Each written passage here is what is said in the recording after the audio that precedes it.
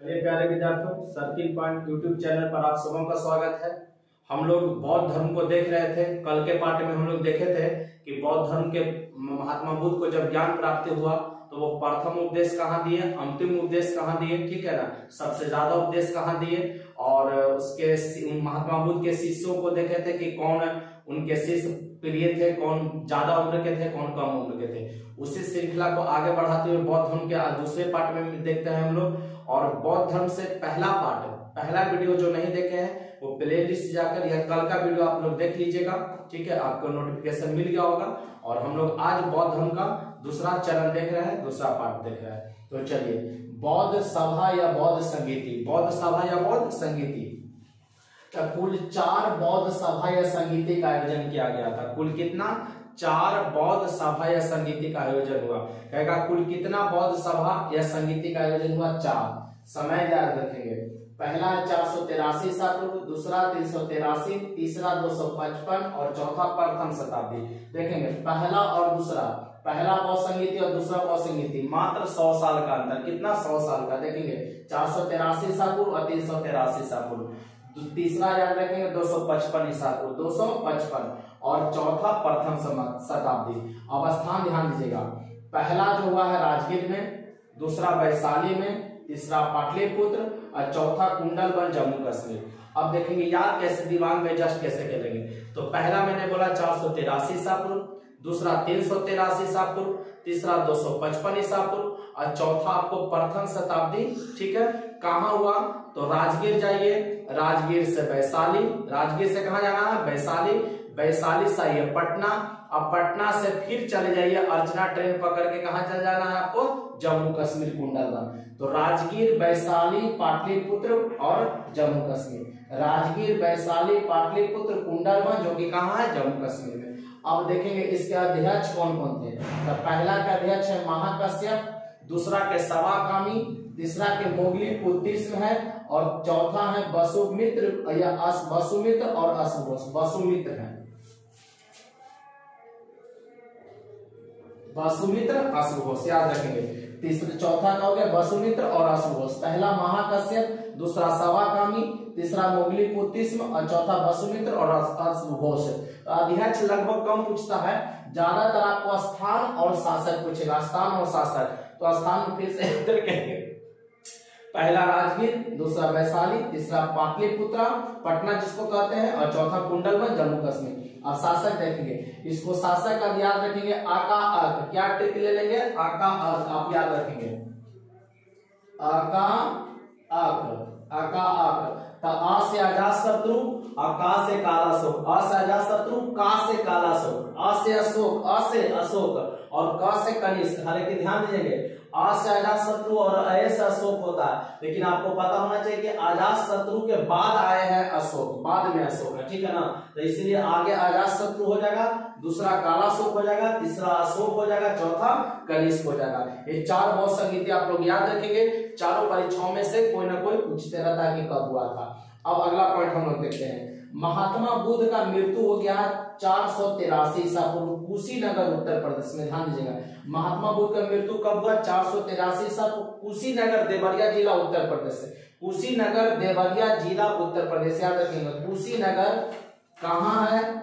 तो देवरिया जिला। कौन जिला? देवरिया जिला उत्तर प्रदेश, देवरिया जिला उत्तर प्रदेश से। तो महात्मा बुद्ध का जो मृत्यु आपसे पूछेगा तो कुशीनगर देवरिया जिला उत्तर प्रदेश से। आप देखेंगे मृत्यु को महापरिनिर्वाण कहा गया है। बौद्ध धर्म में महात्मा बुद्ध के मृत्यु को क्या कहा गया है? महापरिनिर्वाण। और निर्वाण का अर्थ पूछता है क्या होता है? तो दीपक का बुझ जाना। आपसे पूछ देगा कि निर्वाण का शाब्दिक अर्थ क्या होगा? तो दीपक का बुझ जाना, दीपक का बुझ जाना।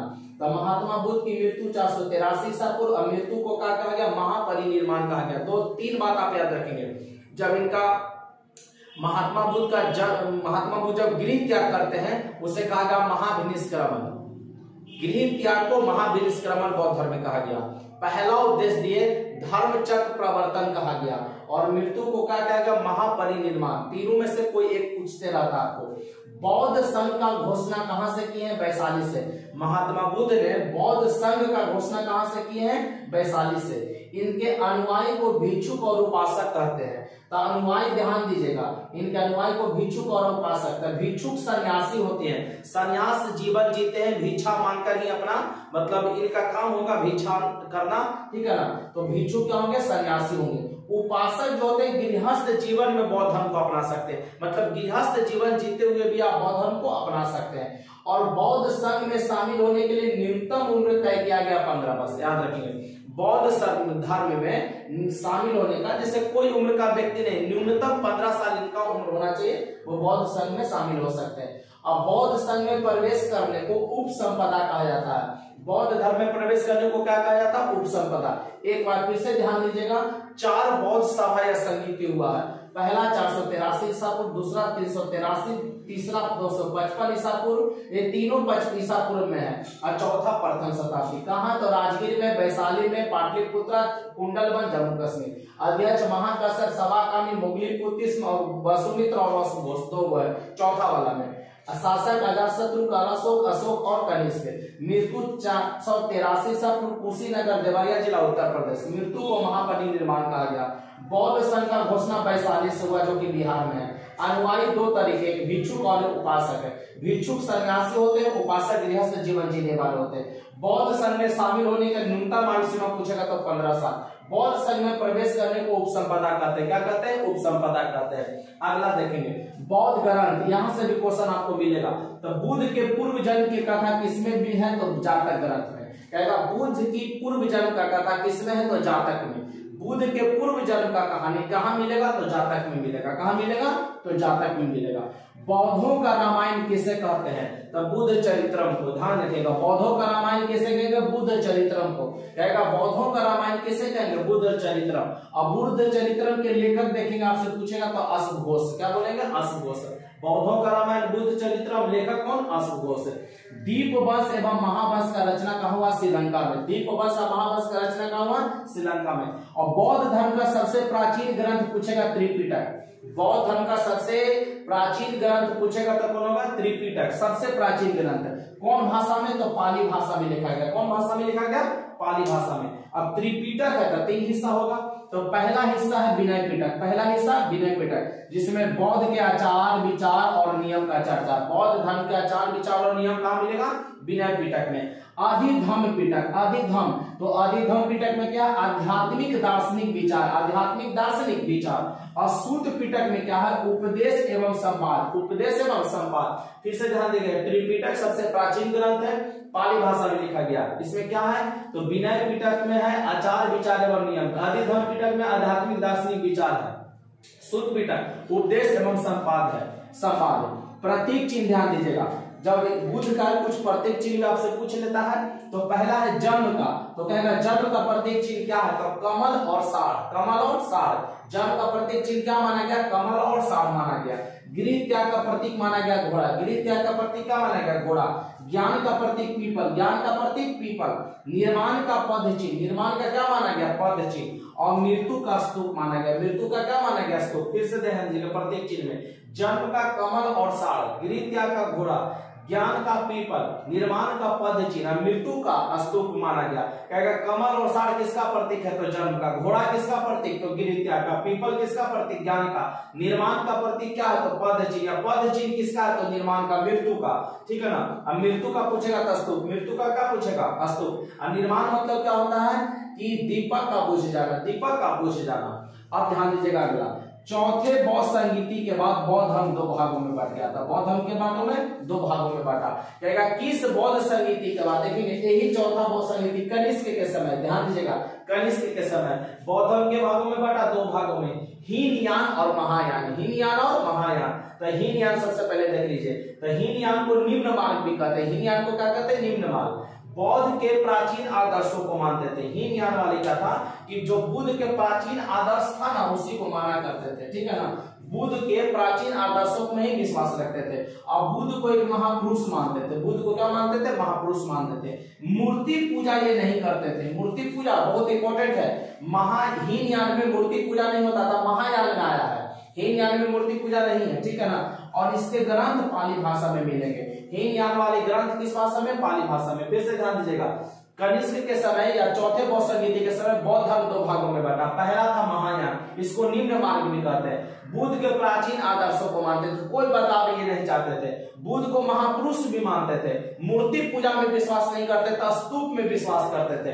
क्योंकि देखेंगे अशोक आपको जानते हैं कि लगभग 84,000 बौद्ध स्तूपों का निर्माण करवाया था। इसके ग्रंथ पाली भाषा में, किसके पाली भाषा में लिखा गया था। बौद्ध धर्म को हम लोग आगे बढ़ते हैं, इसी में आगे पढ़ेंगे। चले प्यारे बच्चों, हम लोग आगे देखते हैं इसी में हीनयान के बाद महायान। ठीक है, महायान को उच्च मार्ग भी कहते हैं, महायान को उच्च मार्ग भी कहते हैं। बौद्ध के प्राचीन आदर्शों में समय के साथ परिवर्तन एवं सुधार चाहते थे।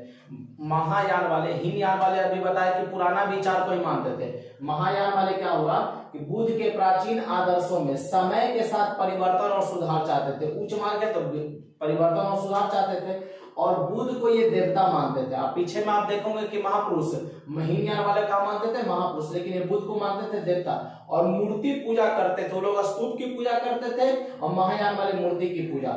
और इनके ग्रंथ जो आपको मिलेंगे वो संस्कृत भाषा में मिलेंगे, और हीनयान वाला का पाली भाषा में, महायान वाला का संस्कृत भाषा में। इसके प्रमुख अनुयायी शासक कनिष्क और हर्षवर्धन आप याद रखेंगे। कनिष्क के बारे में तो कई बार पूछा हुआ है कि आपको बौद्ध धर्म के किस शाखा को मानते थे, तो महायान शाखा को।